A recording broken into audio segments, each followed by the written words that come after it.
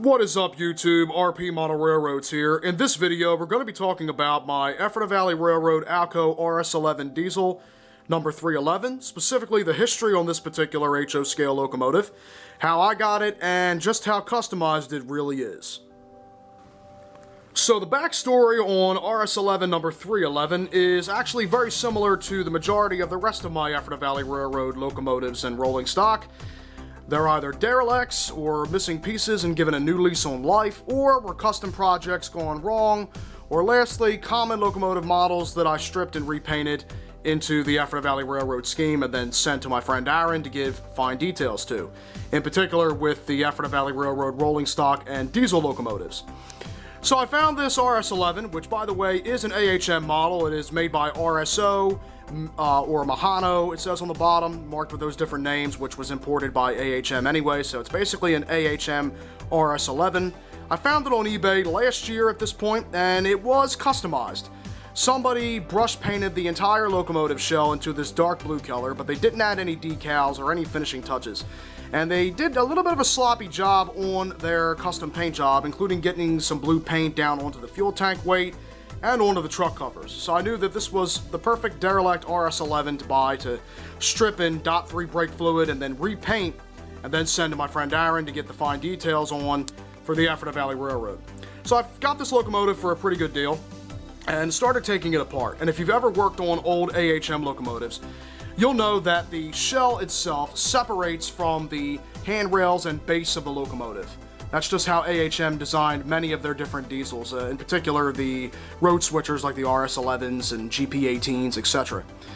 In fact, those are probably the most similar in design. So anyway, I started taking this locomotive apart, and because it is AHM, unfortunately the majority of the locomotive was cheap plastic. So when it came down to the locomotive itself, after I popped the top of the shell off, to get to the handrail section right here, to be able to take this entire base off and then strip it, you have to remove the motor. So I'll give you an example by showing you a very similar locomotive that's also in my collection, an AHM Reading Railroad GP18. And here it is, with the shell already popped off for reference. So, real quick, you will notice that this particular GP18 is missing a shaft here, and I do have that. I just have to put it back in order to be able to get this locomotive running 100%. So once I popped the RS11 shell off, I was left with the underbody, and I knew that I had to get this plastic piece off, which is basically the bottom frame / handrails, in order to be able to also strip that in brake fluid to get it ready to be repainted. So I took a look at the drive system, and it seemed pretty simple to disassemble at first. So of course, you have two plastic pieces here that are holding the trucks in place. So you see the one up here and the one down there.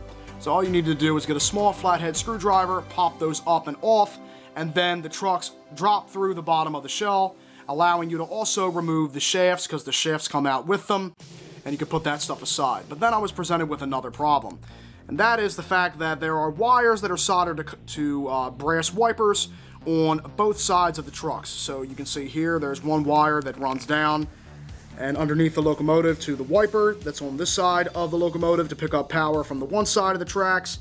And then on the opposite side here, you see the same thing. The wire goes down to the opposite side and is soldered onto another brass wiper that goes to the opposite side.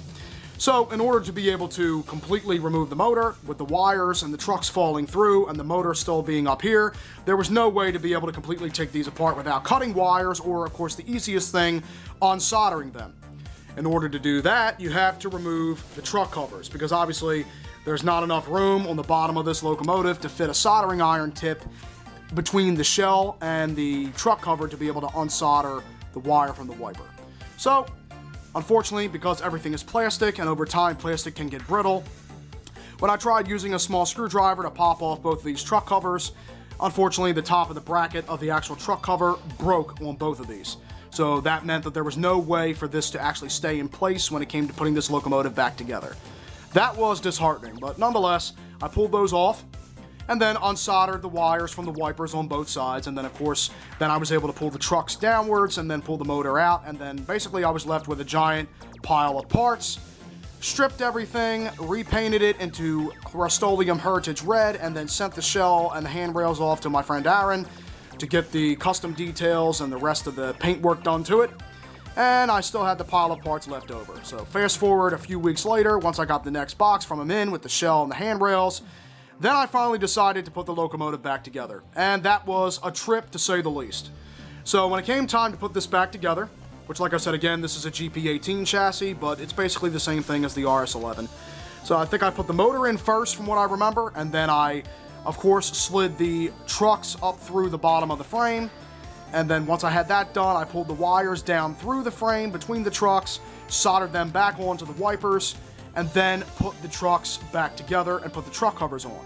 But I realized that since the plastic snap-in pieces were broken on both the truck covers, that I would need to do some sort of fabrication in order to be able to get those to stay on. Best thing I could come up with was super glue, but that presented another problem. If I super glued the plastic truck covers back on the bottom, there would be no way to access those gears, to lubricate them, or clean the gears over time without breaking the super glue bond, and that could lead to worse problems, possibly even damaging the actual truck cover frames. So I came up with a pretty ingenious idea. I took a Sharpie marker and marked 3 holes on the bottom of the plastic frames where the truck covers rest over top of the gears, and then took a drill with a drill bit and drilled the 3 holes out so there would be just enough room so that I'd be able to stick the actual probe of my little oil bottle into those holes and be able to lubricate the gears over time when needed. Then I decided to put the truck covers back on and super glued them in place so they wouldn't fall off again. And voila, the locomotive now runs perfectly fine after I got everything back together, and the headlight still works, even though unfortunately with this particular design it's kind of difficult to see. So I'll give you a quick test here.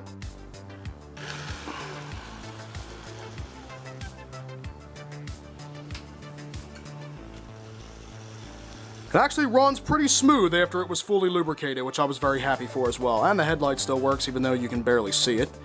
But, you know, the fabrication was necessary, considering the plastic components breaking off the truck cover frames, so there was no way to actually get them to stay in place. But so super gluing was necessary. But luckily, having thought of drilling those 3 holes on the bottom allows me to continue to be able to maintenance this locomotive on a regular basis. And yes, unfortunately, if the gears do end up getting gummed up, I may have to break the super glue bond, but hopefully that won't happen because I generally take pretty good care of my old locomotives, so basic maintenance should be enough to keep this RS11 running in ship shape. So this RS11 is highly customized. Came to me in pretty bad shape in its previous life after being brush painted into a dark blue color, and it was completely stripped down to bare plastic, repainted, and then sent to Aaron to get the finishing details, which he did an awesome job. The scheme turned out fantastic, and then it got further customization once I had to put it back together. So this locomotive has had a rough life, but needless to say, now it is wearing its Ephrata Valley Railroad colors proudly and running around my 4x8 layout.